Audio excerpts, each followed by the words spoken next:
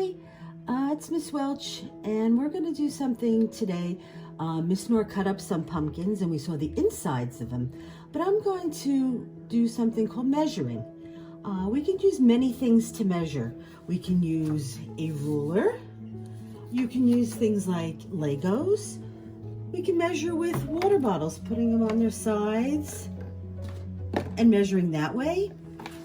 Today, I'm going to be using what's called a tape measure. And basically, it's the same thing as a ruler, but it's much more flexible. So when we want to measure around something in this case, it's going to be much easier to measure. Now, there's different ways to measure things. You can do the height, and the height is usually up and down or north and south. We can do the width of something, which is from left to right or from west to east. Today we're going to do the circumference. That's a big word. And circumference means we're going to measure around like a circle. So I'm going to measure all three of our pumpkins here, and we're going to see which one is the biggest around and which one is the medium and which one is the smallest. So I'm going to start here, and we're going to measure this pumpkin. Okay, let's see. It is 18 inches. Okay, so this is 18 inches around, or the circumference of it. Next, I'm going to do this smaller pumpkin. Whoop! Let's move over.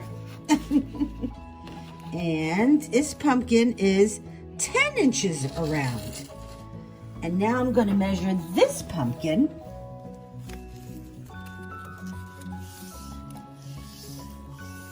Now we measured, and I wrote the numbers down. 18, which is a 1 and an 8. 39, which is a 3 and a 9. And 10, we should know that number because we can count up to 10, right? So tell me, what do you think is the smallest circumference? The 18, 39, or the 10? Right, the 10 is the smallest. And which is the largest? The 39 is the largest circumference, and the medium one is the 18. So let's put these in order of large, medium, small. Large, the medium, and the small. Or we could put them in small, medium, and large. And then we'll put those numbers in front of it.